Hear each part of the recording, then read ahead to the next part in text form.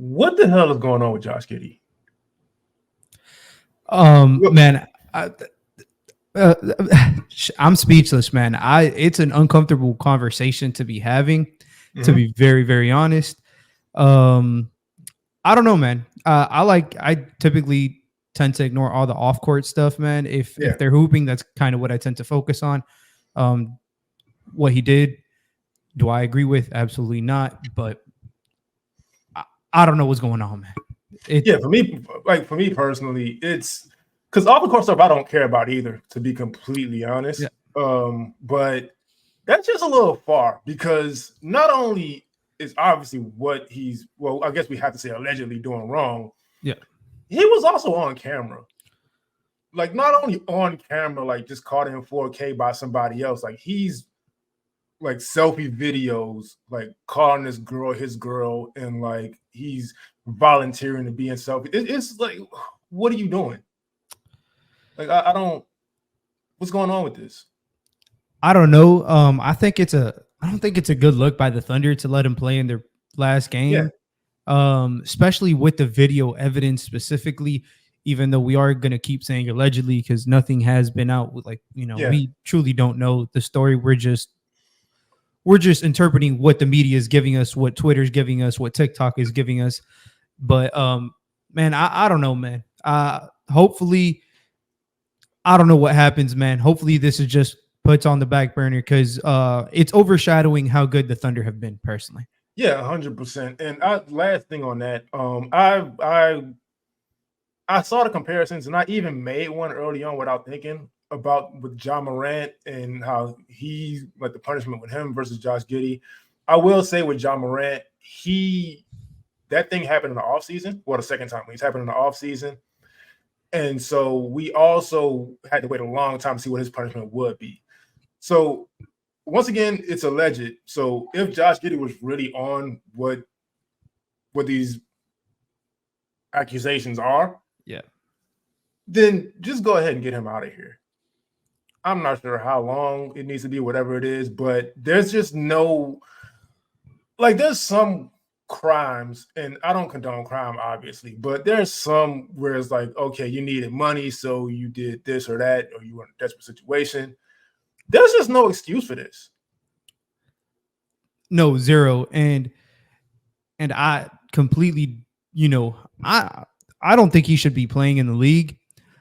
If this was to be true, or some kind of, hefty suspension should be rewarded or given, not rewarded because it's not a reward, but you get the point. It should be handed out. I do know he's from Australia. I don't know how things are over there. I've never been over there. I don't know if it's even different over there, and it's an adjustment period. Again, I'm not trying to make an excuse, but it's a culture change. As somebody who comes from a predominantly Hispanic background, I'm Cuban. Things are different in Cuba. So what's deemed incorrect here is deemed acceptable over there. So again, I'm not making any excuses for him because he should know where he's at. He should know what his status, what he was doing, what he wasn't doing. But it's unfortunate, man, because he's a very talented basketball player. At the end of the day, the product that he puts out on the court is, even though this year hasn't been up to the par of previous years, he's still a very enjoyable player, and he impacts the game in many, many ways, man. So it is very tough. Yeah, so really, we couldn't start this show without bringing it up because we definitely don't want to be accused of ignoring that, or because ignoring something like that could be confused as condoning, and that's just something I can't really get behind. I can't have that on my team at all.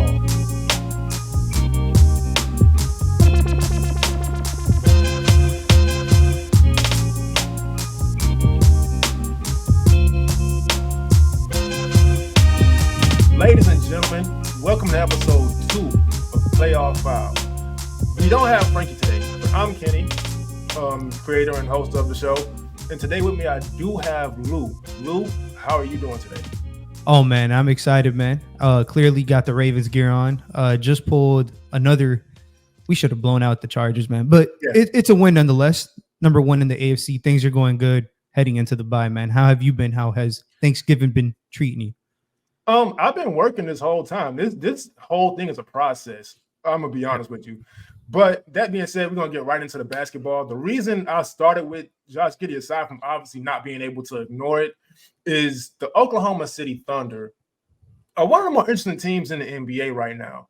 So they've been at the top of the league, and I'm going to ask you about what you've seen from them first, but starting specifically with Shai Gilgeous-Alexander, because I feel like he's one of the best players in the league, and he gets talked about at times, but he doesn't really get the credit he deserves. So what have you seen from the Thunder and specifically Shai Gilgeous-Alexander?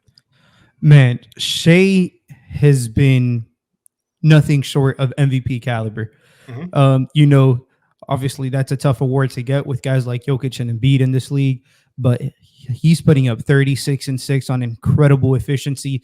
His ability to control the pace in the game at all times, for somebody who's 25 years old, is crazy that he's that old. I thought he was like 23, but he's been doing this for a while, and it shouldn't come as a surprise. This team is just taking the next step due to some other players on this team that we'll get to. But Shai's just been doing what he's been doing, man. And it's truly beautiful to see him control pace in the game. Very similar way to, other superstar players in the league. I feel like he's never really brought up as a superstar amongst like regular people or non regular NBA fans or whatever you call casuals. But man, he's been sensational. Getting to the rim, shooting the jumpers, the pull-ups are there. His vision is good. He's handling in pick and roll. He's guarding 1 through 4. I know that's not something that gets talked about. I think he's leading the NBA in steals over 2.5 a game. Just truly sensational on both ends of the court from Shai Gilgeous. And now the Thunder are winning, so more eyes are on them, And so something I want to give Shai credit for, first of all, going all the way back to how he even got to OKC.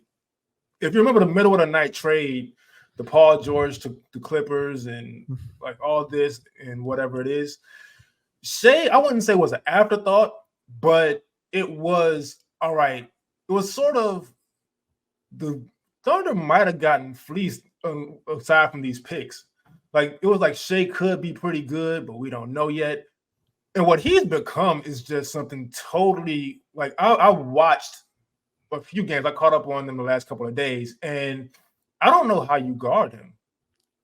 There's a reason he scores that much because one, his first step is insane. He gets to the paint. I don't know about this year, but I know for sure last year he got to the paint among like at the top of the league. Yep. With him being a guard at that. And so on top of that this year, even if you do manage to try to stop him at the paint, if you foul him, he's shooting 94% from the free throw line. Crazy. 94% from the free throw line. You back up off him. He's taking more threes this year. I believe he's at 4 attempts now. A little less than 36%. Yeah, a little less than 4% at 36%. And so you have to deal with that in the mid-range. You have to deal with his pull-up, which is pretty deadly. And if you bite on that pump fake, he's going to draw that foul, and that goes right back to the 94%. And so he's unguardable already, not to mention the defense on the other end. But with all those offensive attributes I've mentioned, he's also teamed up with one of the better rookies I've seen in years. And before we even get to that, there was a point in the offseason throughout all the Wemby hype, and I'm not taking anything away from Wemby. Wemby's incredible. We'll talk about him one day. But there was a point in time where I just like the light switch, the light bulb came on. And I was like, wait a minute. Chet Holmgren is in OKC and he hasn't played yet. Let's see what he does. And I believe you have some numbers on him that you can pull up while I mention just his dynamic with SGA. Because like I said, with all the things I mentioned SGA brings to the table as far as scoring goes, if you put him in pick and roll or pick and pop or whatever it is with Chet Holmgren, you're definitely not stopping that. Because Chet Holmgren right now, and via Frankie Garcia, who's not here today, Chet Holmgren is shooting 50% on catch and shoot threes this year, first of all. So if you pop and you already have to deal with SGA, it's best for you to just be in a drop, I guess, because he's going to get to the basket. But now you got Chet, who's not missing threes. You also have Chet, who's just this incredible roller, despite all the criticism he got for his size, which is usually something I don't really agree with, because you don't want to bulk up too much and lose your fluidity if you're a Chet, if you're a Wemby. You may want to get a little stronger, but we saw it with Dirk in his career where he got a little too big and he wasn't as effective, and he slimmed down and got back to Dirk. And so I want to know what you've thought about Chet, because I just don't see any weaknesses right now. Man, so it's super exciting because I'm the draft guy. So I scout 50, 60 players every year. And last year when I came across Chet, the first thing I saw was defensive player of the year. Like, like this guy could be defensive player of the year as a rookie before he stepped onto an NBA court. His feel on both offense and particularly on defense because of his length, but his ability to just be everywhere at the same time, it's truly fascinating to watch. And he doesn't foul, which is another very, very it's something rookies tend to struggle with, but he's always very composed. The most impressive thing by him has been, I think he has an edge to him. I love the man. He has this like he doesn't give a shit mentality, and he doesn't back down. And it's truly something beautiful to watch. He's third amongst the NBA right now in defensive rating for a player, fifth in stocks, fifth in blocks, like just everywhere. And particularly the game I want to kind of talk about was he had a marquee matchup against Joel Embiid. This doesn't mean that they were guarding each other at all times.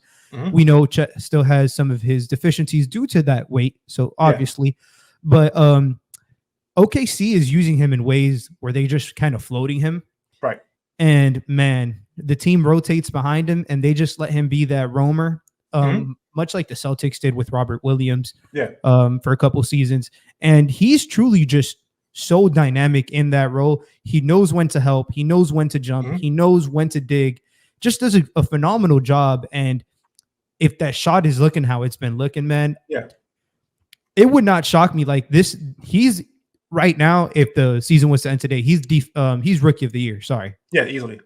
And that's no, like you said, it's no discredit to Wemby, man. But what he's been doing with this team, he currently has, not just him, but due to his arrival, the Thunder are 6th in offensive rating, 7th in defensive rating, and they're 2nd in the NBA in net rating, only behind the Vegas odds-on favorites to win the chip, the Boston Celtics.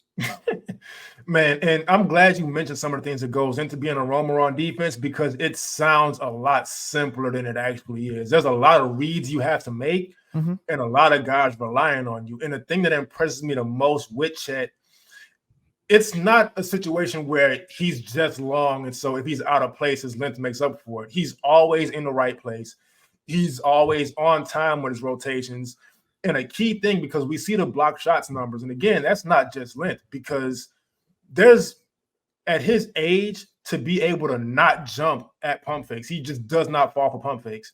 He waits for the offensive player to leave the floor, and then he goes up and blocks the shot. And that's why he doesn't foul as much. And so just seeing his, I'm not saying just go switch him on to Kyrie and let him, like, I'm not saying that, but his mobility on that end also.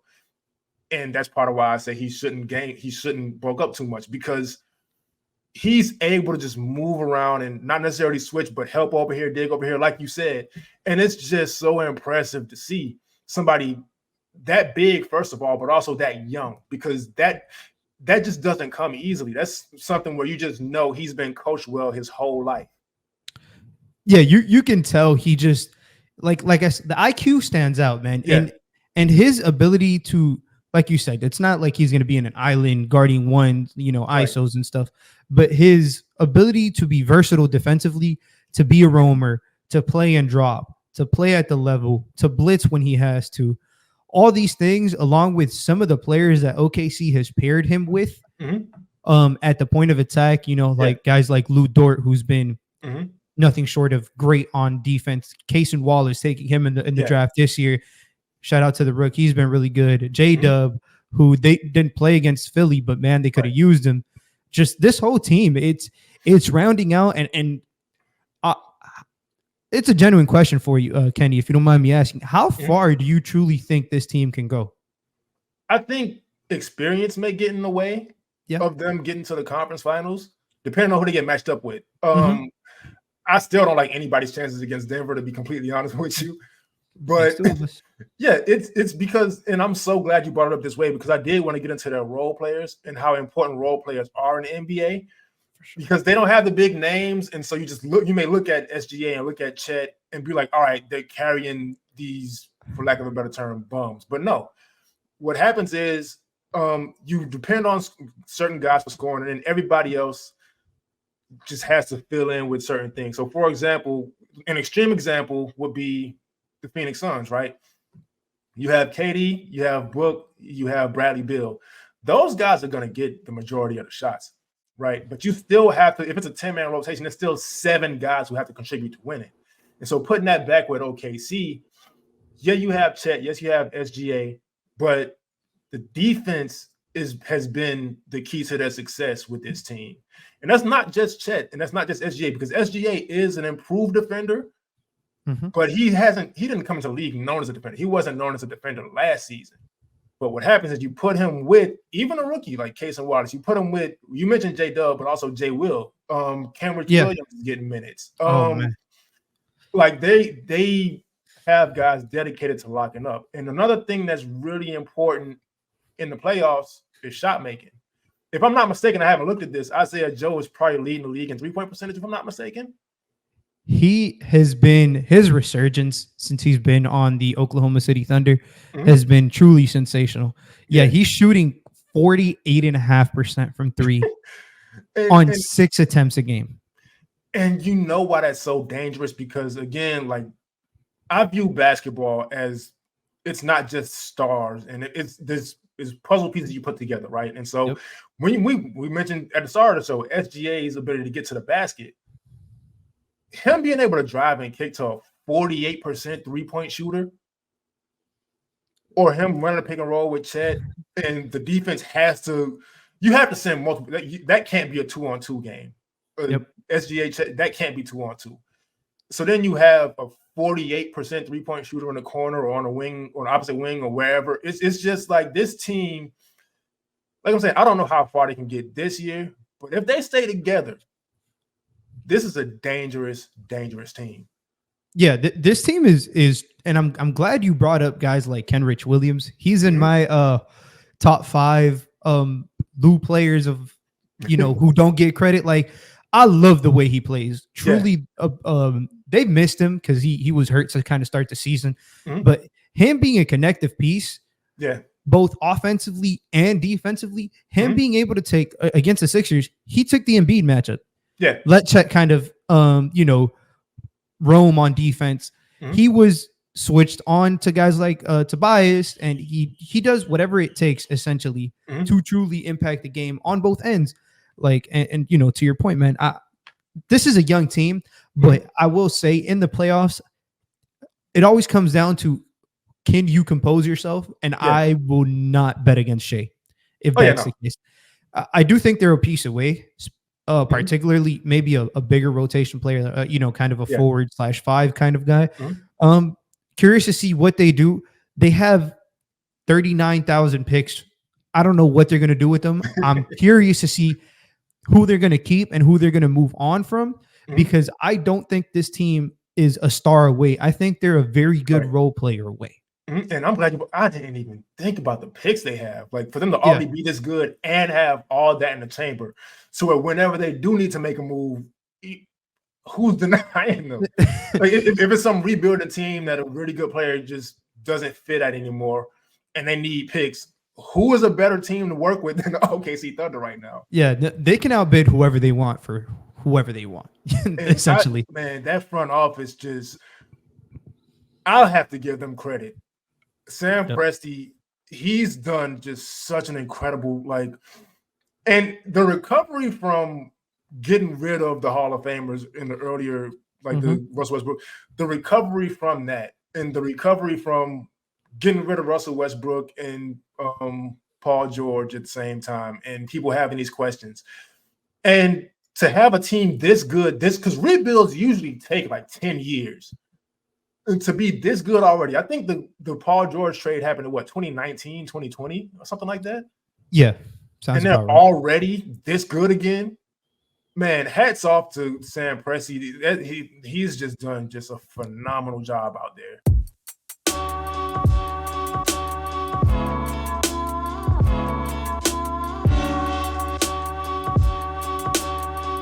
We're going to move on to the New York Knicks.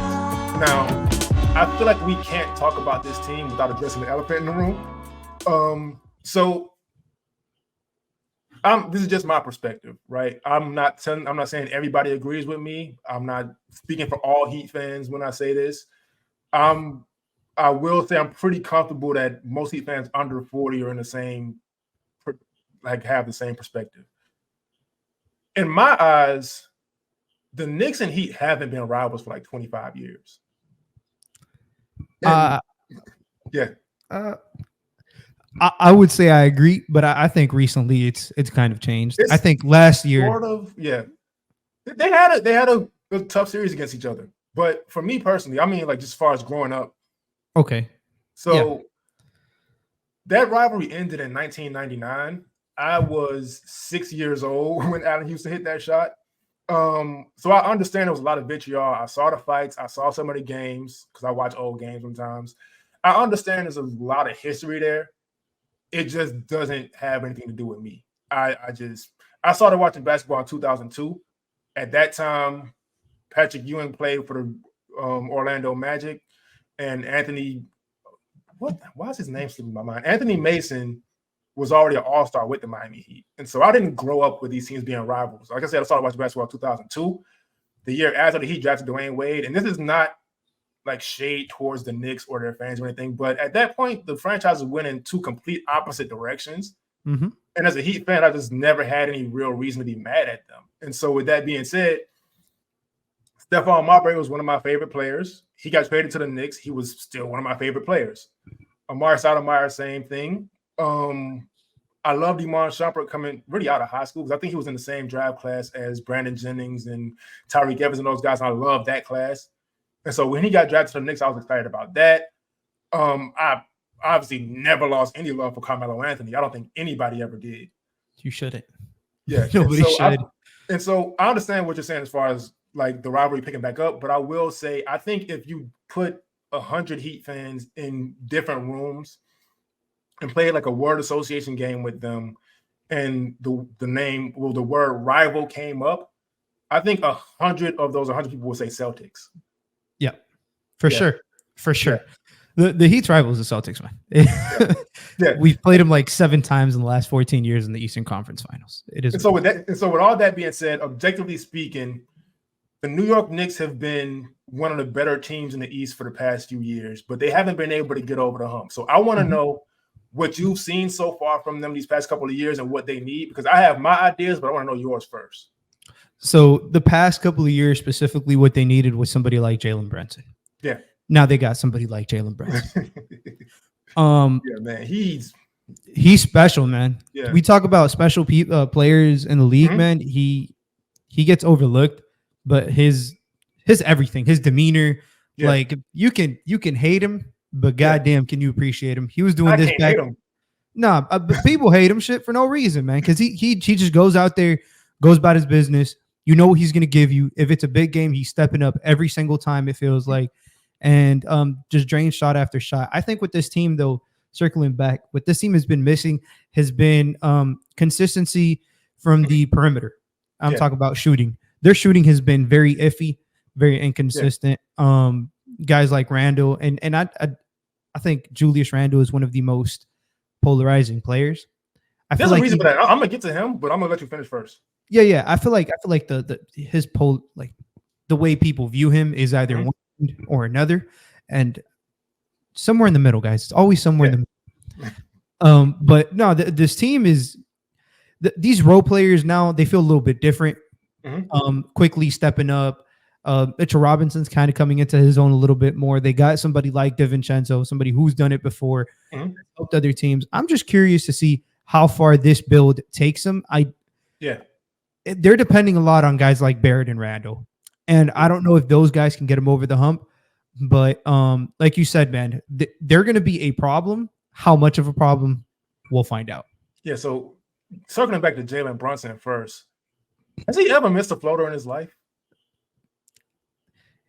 And like he showed the flashes, well, especially in those playoffs with the Mavericks, that he could be really good, especially that I think it was against the Suns or no, it was against the Jazz, where he really kind of broke out.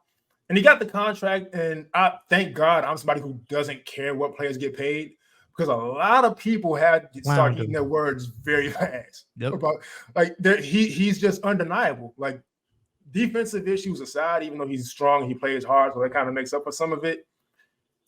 He's just there's something about reliability where every time you need a big shot, you need somebody who's gonna make it. And he just has ice in his. He just does not. He's going to hit that shot every time. And we know as Heat fans watching the playoffs last year, like you can't stop him anyway. But especially when he knows his team really needs it, there's just nothing you can do with Jalen Brunson. There's absolutely nothing you can do with him. His strength, like even though he is a shorter but stocky player, his strength. He puts a shoulder into you. He's getting the space he needs to get that floater off, and you're done with. And one's just over and over again because of that strength. You can't knock him off balance when he gets to the basket. He has a mid-range pull-up. He knocks his threes down. He's just so tough. My question with this team, and this is what I said I'm going to come back to. I understand why Julius Randle is so polarizing. Reason being, he's shown us, and especially if I was a Knicks fan, I would be so frustrated because he frustrates me, and he's not on my team. There's nothing on the basketball court Julius Randle hasn't shown that he can do at a high level. He's shown defense, he's shown passing, he's shown scoring, he's shown these things, but then he just decides he's not going to do it for long stretches of time. And if I were a Knicks fan, that would not even frustrate me. It would just flat out piss me off. And there's times during games where it'll just be Julius Randle time. Like he just won't move the ball. He's just on a pinch post, dribbling the clock down. He's shooting this no matter what. There's also just if you're watching the Knicks game and you just watch Julius Randle on offense, you don't pay attention to the ball, you don't pay attention to anybody else. If he moves an inch, you know he's getting the ball. Because he's not going to cut. He's not screening for anybody. He's just standing there waiting. And that's one of my biggest pet peeves watching basketball because there's so many easy buckets you can get moving without the ball. Just simply cutting, simply screening for somebody and coming off that. I'm not saying he should come off pin downs or anything like that because some guys are just not – it's just an awkward movement for them. Yep. But as talented as he is and as good as he is at scoring the ball, he just makes it so difficult for himself sometimes, and I don't understand it. Yep. And it messes his team's offense up. RJ Barrett, I'm not saying give him the offense because I don't think he's necessarily that guy either, but he just gets forgotten about a lot. He'll come out 12 points in the first quarter and then just not touch the ball again. Yeah, it's very much of what you say. Like Randle. Going to Randle, he showcases moments of very good, very great play, even borderline elite at times. It's just the inconsistency at which he does it is probably very frustrating. I think probably his best attribute is his ability to pass the ball, but sometimes he gets reckless or he doesn't, or he over dribbles and he's kind of a ball stopper in that sense. But man, RJ's been great for them this year. Yeah. This has been his best season, shooting over 44% from three. Yeah. Obviously a career high, getting 19.5 points this year. His defense has always been there, but now specifically this year, with him on the floor, they are 117 points per 100 possessions on offense and 101 on defense. So they're almost a plus 16 net rating, and with him off their -3.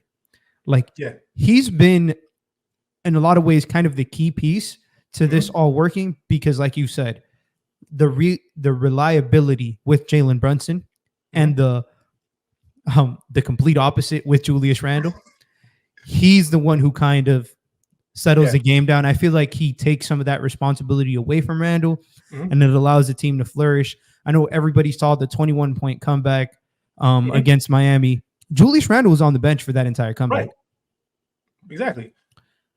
And that goes to what it's been a couple years now where I've been wanting them to, like I said, not give RJ Barrett the offense and the keys and say, this is your team, go.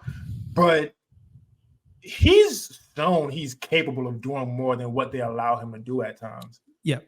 And so I would like to see that a little more. I'm not saying they necessarily have to trade Julius Randle because I'm not the person who advocates for trades.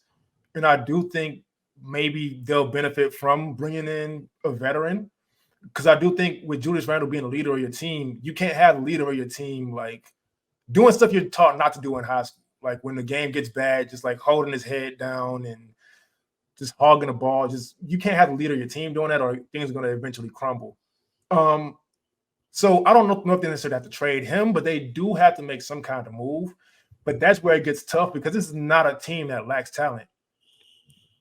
No, they don't lack talent, and so you could look at Mitchell Robinson. Okay, maybe they could get some shooting big, but Mitchell Robinson is putting up Dennis Rodman type numbers on the board. Well, that's a little crazy, but he's just on the offensive glass. Yeah, on the offensive end, he's getting them so many extra possessions, and that's so important and underrated in basketball because it's kind of like everything's flashy, everything's shoot, run, all this, but holding the offense together when the offense is not even bad anyway.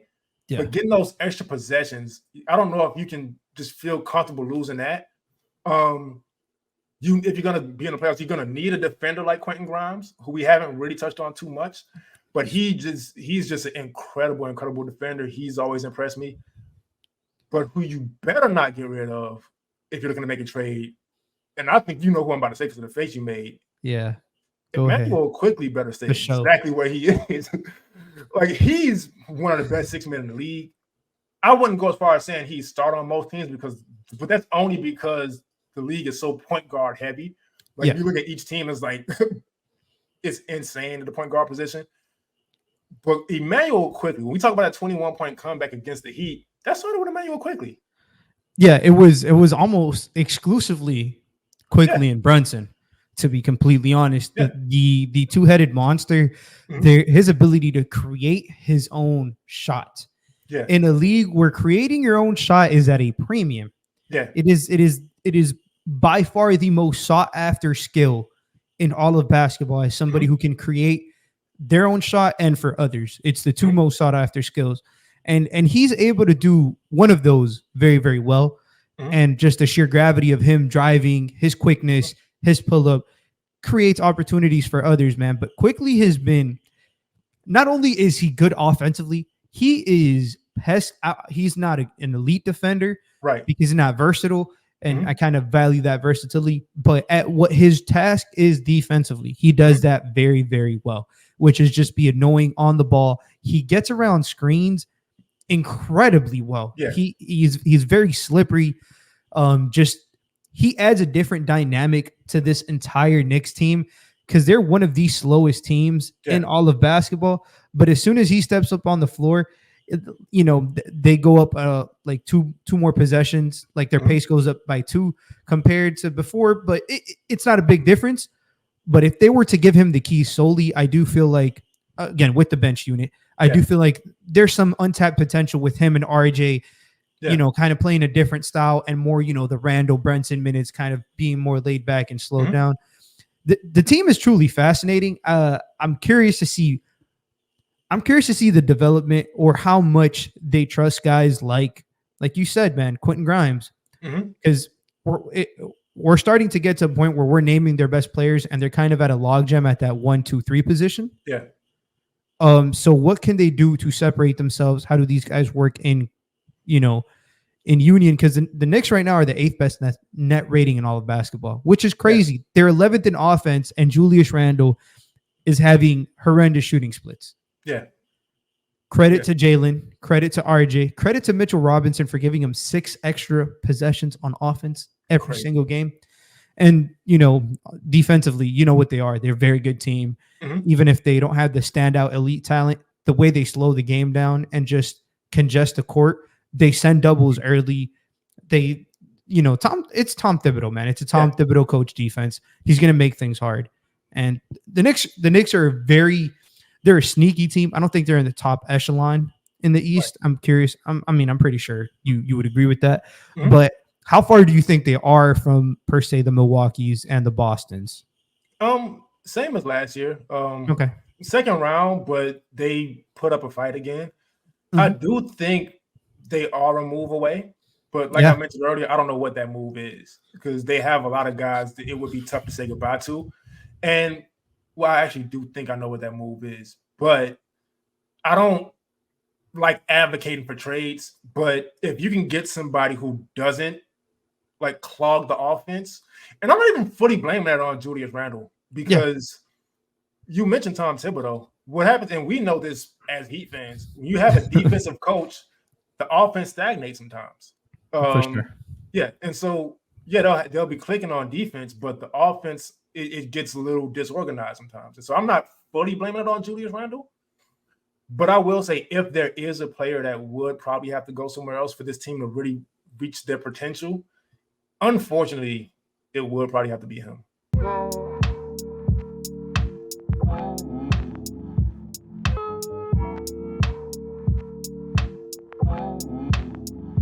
We're gonna move on to just a surprising team to a lot of people.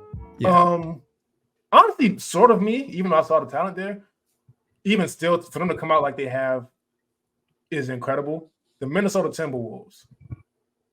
Minnesota Timberwolves, I believe, now are 11-3.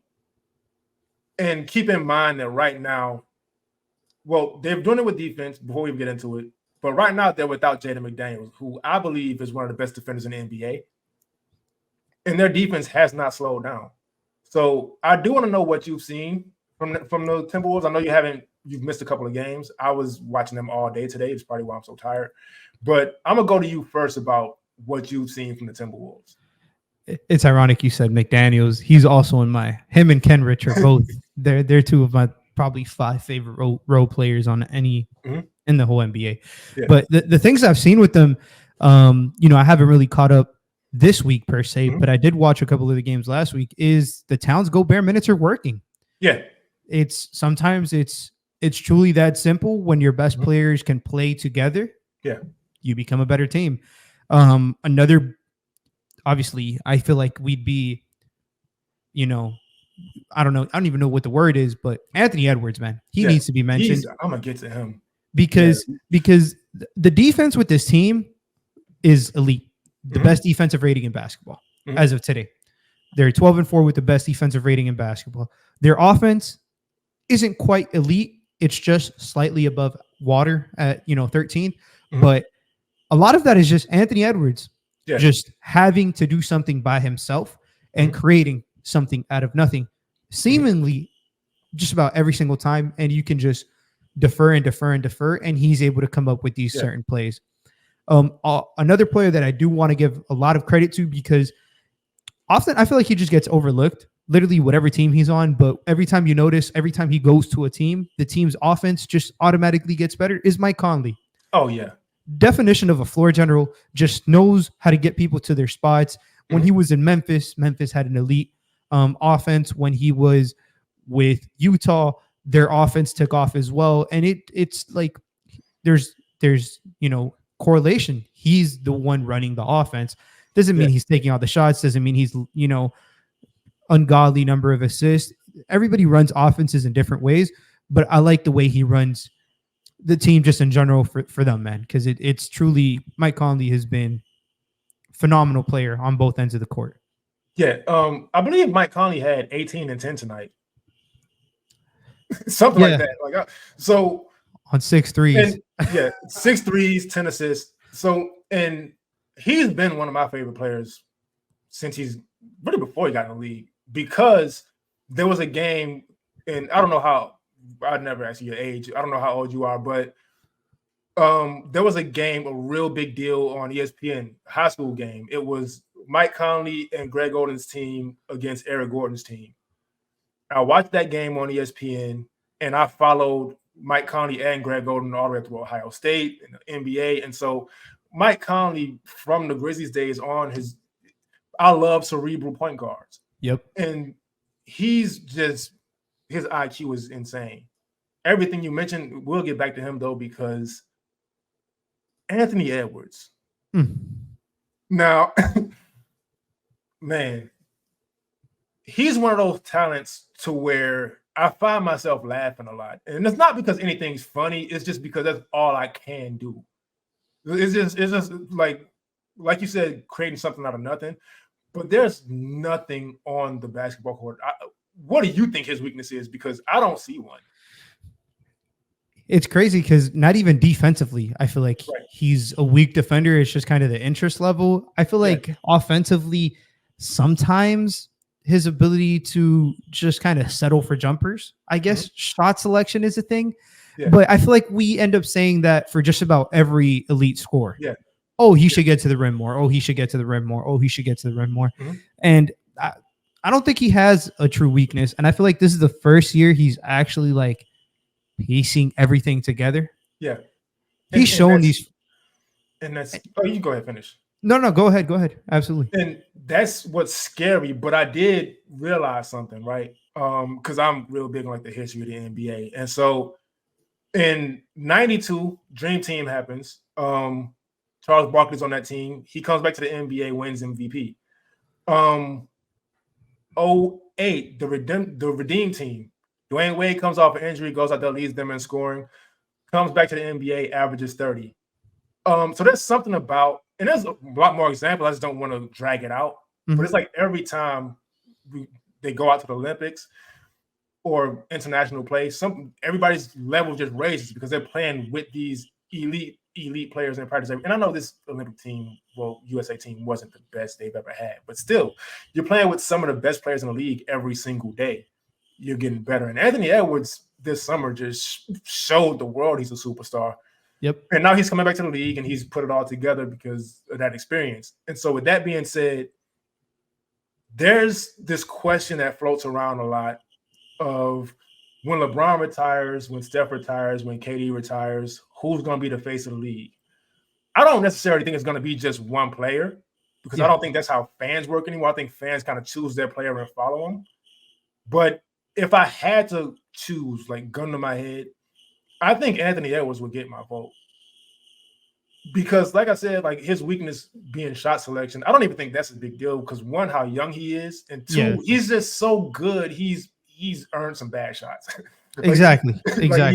He's earned some bad shots. And just watching him really all season, but especially these past few games, there's just there's nowhere you can send him to stop him from scoring.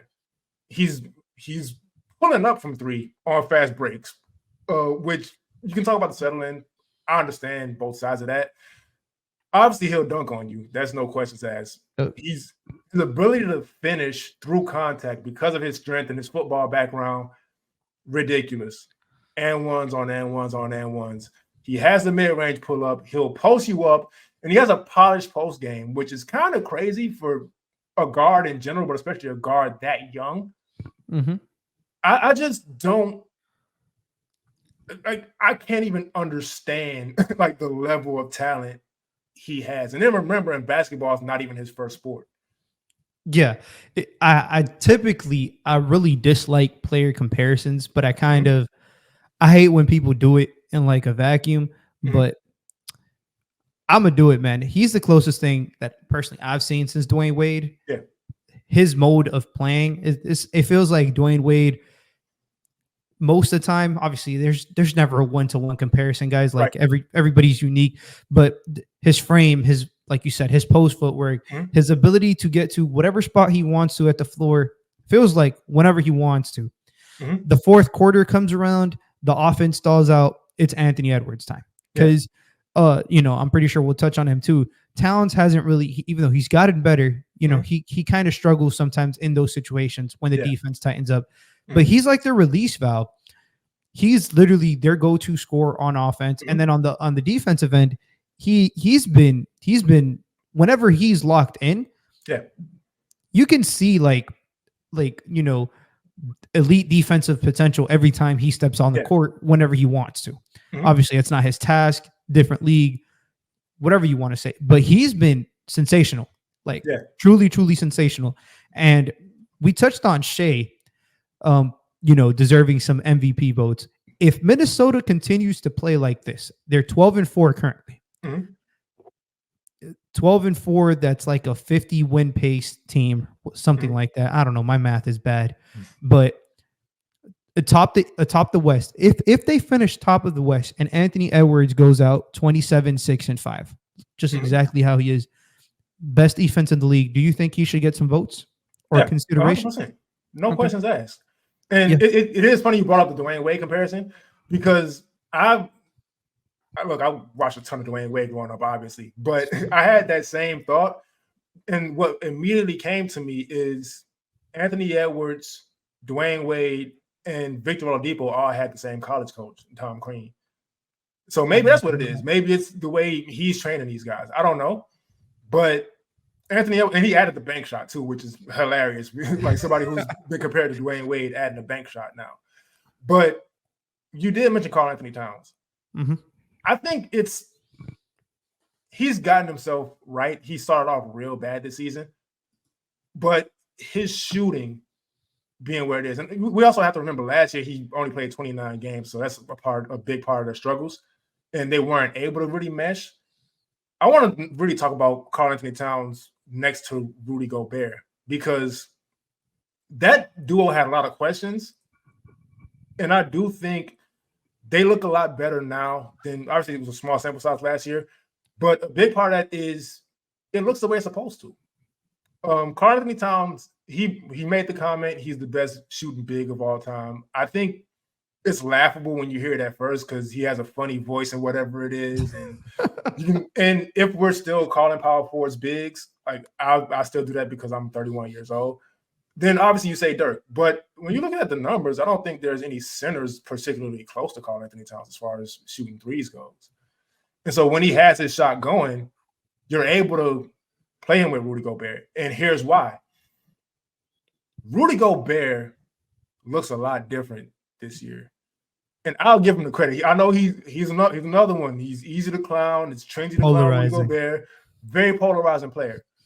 A lot of that was because of him. Because if you made the point that he gets played off the floor in the playoffs, he did. But I do think there's a part of that analysis that was missing this whole time. Yes, he got played off the floor because you just go small and he can't chase those guys around. But the reason he couldn't stay on the floor was a combination of that and the fact he couldn't punish small guys on the offensive end. This year, he's been doing that. Last year and the year before when he was in Utah, he wasn't really sealing his defender. It looks like he didn't really know what he was doing down there. I'm not saying he's Kareem Abdul-Jabbar all of a sudden. He's not. But it's enough to take advantage. And a part of that is also with the Mike Conley fit, like you mentioned, which is a little weird because they played together in Utah. But I think that just also speaks to Rudy Gobert's improvement on the offensive end and being a little more reliable. Not he's going to go out there and average 20. That's not who he is. But he's a little more reliable now because of that. And also we know what he does protecting the paint. And then they have enough perimeter defenders, unlike the Utah teams where they had a couple. They have enough to balance it out to where you have enough guys moving around and being able to switch, make 1 through 4 if they need to, whatever it is. They can cover up for his deficiencies on the perimeter. He doesn't have to switch out ever if he doesn't need to. So now he gets to really play to his strength and be in a drop and protect the paint like he needs to. And he's blocking shots like he used to, because last year his block numbers were kind of down. And so I'm going to give Rudy Gobert credit on that end. I don't know if you've seen anything from him so far, but I just want to know what you think of that. Rudy Gobert is what he is. Some people hate it. Some people love it. He is a drop big who can play at the level. He is not a switch big. Right. And this year, it's one more year. First of all, everybody getting accommodated with each other. Yeah. Towns didn't play last year. They've played 333 minutes this year. I feel like that's kind of what they played last year. And they've already played it through 16 games. They're +7 net rating. Yeah. Like it's working, and it's working just because, not just because, but he's elite at what he does, and that's all they're asking him to do. Sometimes it's that simple. People like to pick holes in players. Oh, he's not this and he's not that. But if they're not being asked to do that, it does not matter at the end of the day for the result of that team. I feel like some of the switch things were specifically when he was in Utah, I thought they were kind of overblown. Yeah. And, we know in Heat Twitter or whatever, Gobert gets clowned a lot because he took away a couple of DPOYs from Bam. Yeah. That's a different story. But we can say Bam's an elite defender, and Gobert is as well in their own way. But this team with him, man, he's just, again, if he's not the most offensively skilled player, but if he's going out there and he's helping them grab offensive rebounds as well, creating these extra possessions, if Towns is shooting the way he's shooting, if Anthony Edwards, doesn't matter who's in his face, and he's shooting the way he's shooting, if Mike Conley shoots 6 threes like he did today and they're shooting the way they're shooting, then this meshes a little bit differently, and Gobert just anchors that all defensively in a way that they have, honestly, that they've needed. I don't think they've had a good defense since Kevin Garnett was there. And we can't talk about the Timberwolves without bringing up the fan favorite out there right now. Slow-mo, but also Naz Reid. Oh, for sure. His improvement, because I remember him coming into the league as just like a hustle guy, just rebound, defend. Right now, he's shooting, I think, 39% from 3.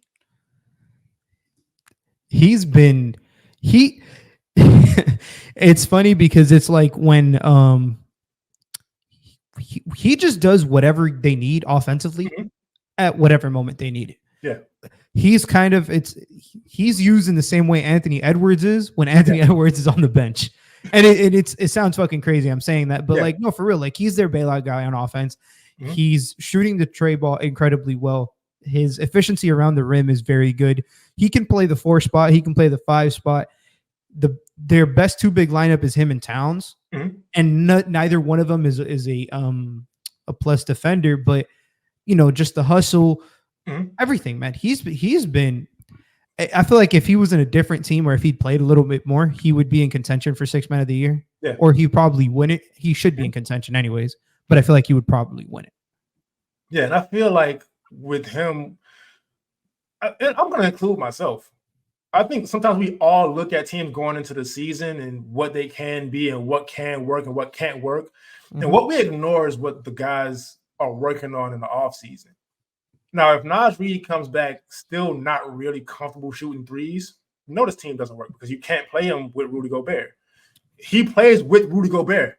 And like the question going into the season was, which one, like you may have to get rid of Rudy Gobert so he can shine, or they can't coexist on the same team. They're not coexisting in the same lineup, and it's working. And so, man, just big salute to Naz Reid for that. I'm watching him push on fast breaks. I'm watching him Euro and get and ones. It's like, who is this? and so just credit to him for the work he's put in. It's crazy that the Timberwolves have 2 players that are 50-40-90 or damn near, and it's both their bigs. Towns is 50-40-91, and Reid is 50-39.5-90. Like, and Mike Conley's 48-46-90. And it's just or 100. Yeah, Mike Conley hasn't missed a free throw. This is insane. Man, it's just like this team. I don't feel like this is one of those teams that's just starting hot in the season and then it's going to slow down. Watching them this week, they have I don't like the word poise. Not that I don't like the word, it's just I don't like how it sounds, just to be honest. But they just come out in certain points of the game, just decide, all right, you know what, this game is over. You're not scoring anymore, and you're not stopping us. And they're doing this against good teams. And so it's like, I believe in this team. I don't know how far they're going. Like I don't like making predictions anyway, but this is a legitimate team. Playoffs for sure. I don't know how far the playoffs, but playoffs for sure. To be very honest with you, I think, again, it's a lot of matchup-based stuff. I think this is probably the best suited team to beat Denver in a 7-game series. They gave them trouble last year, I believe, right? They were the only team that beat them twice last year. They didn't have Towns, but just say what you want about Gobert, but Gobert, Towns, Reid, they have bodies to throw at Jokic. They don't let Aaron Gordon bully them. They have somebody like McDaniels who can just, you go out there, you put him on KCP, or you can put him on Jamal, or you can put him on Michael Porter. Anthony Edwards, you know what he's going to do. And it's like their build for this team, I feel like kind of balances off the most off of Denver. And I think Denver should still be the favorites to win the West. But man, keep an eye on Minnesota for sure, because it's not fraudulent after 16 games. It should, they're here for a real reason. And also, before we move on, credit to Nickeil Alexander-Walker for stepping in and Jaden McDaniels' absence. And because I did mention early in this segment that their defense hasn't really slipped, and he's been a huge part of that. And so that makes them scary too, to where they can lose an important player and they have another one just plug in right away and they don't lose anything. And so that's always dangerous for a team, because a lot of playoffs is, unfortunately, injury luck. Yeah. Yeah, and Nickeil's been he was somebody I really, really wanted for the Heat to try to poach. But he's he is. He's a point of attack defender who can shoot the tray ball, and he's a very good connective passer. He played point guard all of his college career, and he was very good at what he did there. But just like you said, plug and play. Not that he makes McDaniel's absence completely, but he helps patch up the holes. Sometimes that's all you need, man. And so we talked about the efficiency on this team. We talked about the 50, 40, 90s, all this stuff. We're going to close this out with who I recently found out is your favorite player ever. When I announced the show and on the first episode, I did say we were going to talk about all eras. And so I feel like this player right here is probably the most disrespected MVP ever. We're talking Steve Nash. Now, Steve Nash, I grew up watching because a lot of my basketball stuff goes back to how much I love point guards. Yep. Just watching him in pick and roll with Amari Stoudemire, and he didn't shoot a whole lot because that just wasn't the game back then for point guards. But I'm going to let you go on about Steve Nash first, and then I'm going to just back you up on this. Man, he is I feel like when I think of a point guard offensively, like who I want my point guard to be modeled for offensively, it is definitely Steve Nash. His efficiency, his ability to orchestrate an offense. At that time, what they were doing was revolutionizing the game of basketball. They kind of paved the way for, we talked about Tyrese the previous game, the previous shows. These kinds of players to run, Steve Nash had to walk first, and he, not even walk because he was running. They're running the 7-second offense too, but just truly efficient. 50, 40, 90 for a point guard, which was unheard of back then. Shot 43% for his career from three, and it's ironic because I follow him a lot. He was, to be very honest, outside of Dwayne Wade, he made me love basketball way more than I ever should. But his ability to orchestrate offensively, whatever it was, he made players who nobody knew or who weren't as good elsewhere just step up their games in different ways.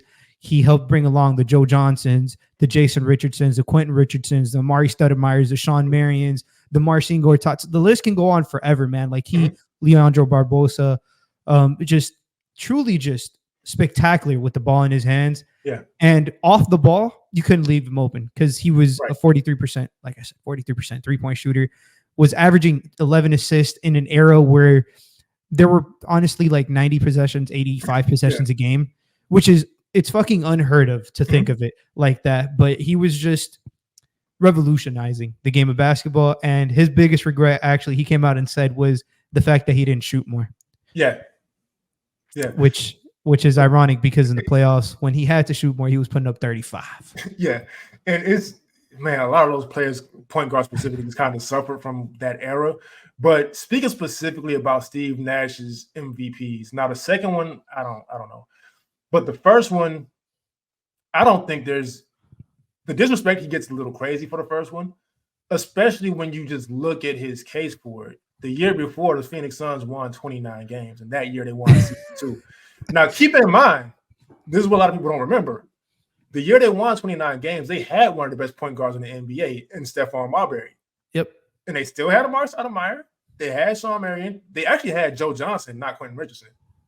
They had a really talented. They had pretty much the same roster. Just switch out Joe Johnson for Quentin Richardson, and the difference was Steve Nash.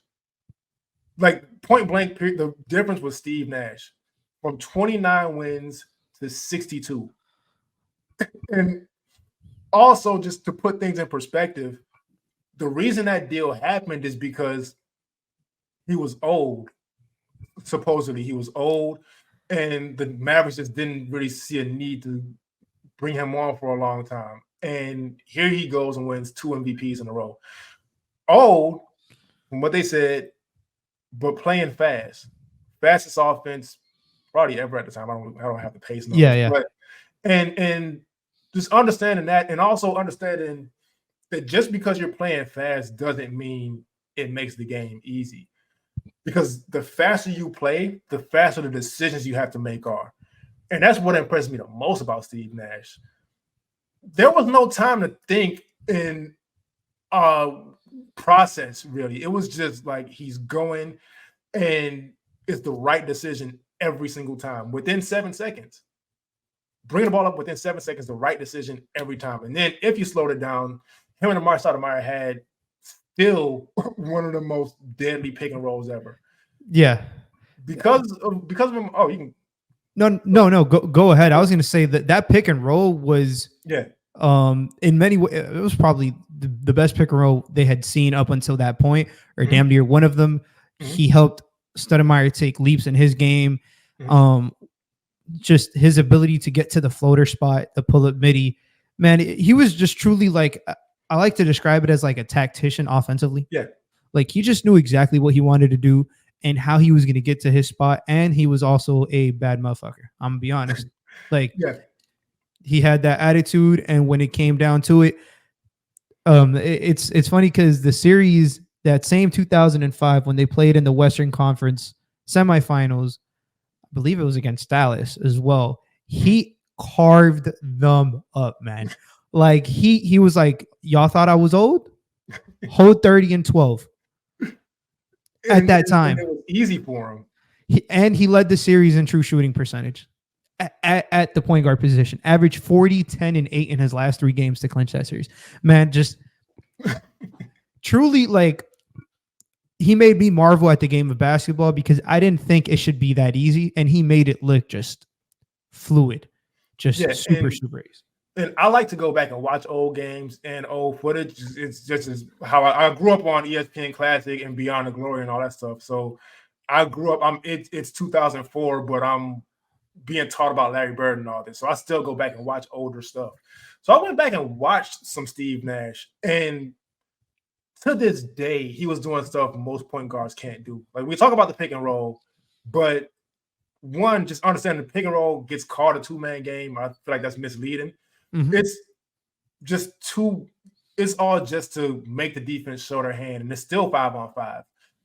So if the defense collapsed, Steve Nash would just be able to whip it over to the corner, no issue. Yep.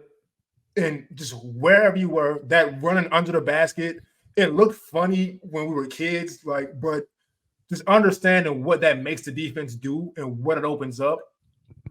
Nobody does that even now. No. And it's just like, Steve Nash revolutionized the game in a sense, and he doesn't get the credit for it. But I do understand he won an MVP over Kobe, and I would never take anything away from Kobe. For sure. So that's where the disrespect comes from. But a lot of it also just comes from not understanding, not only the reads he was making, but just in general how good he was and the impact he had on those teams. Yeah, and I feel like you brought up a very good point. Like, players tend to get overlooked because, like you said, specifically him, the Kobe MVP, understood. And the other thing is this whole notion around ring culture. Yeah. Is very toxic. And, you know, sometimes people don't take into context. They just see who won it, but they don't see what it took to get there. Like, the Spurs rivalry, he was the only one giving them a run for their money back at that time. It was the Suns and them, and you know, they couldn't quite get over the hump, but he was out there bloody eye, everything. It didn't matter, and he was giving them buckets. And you it's truly unfortunate, man. I would have done anything to see him get a fucking. And if you remember, Game 7, Amar Stoudemire actually told a story because he was suspended because of the Rivalry foul and leaving the bench. He had to watch that game from across the street at a bar. And so, like you said, with the ring culture stuff, there's just so much that goes into championships that kind of gets left out. Yep. Like, you'll forget who didn't play this game. You'll forget the injuries. And championships in general are won from the front office all the way down to the medical staff.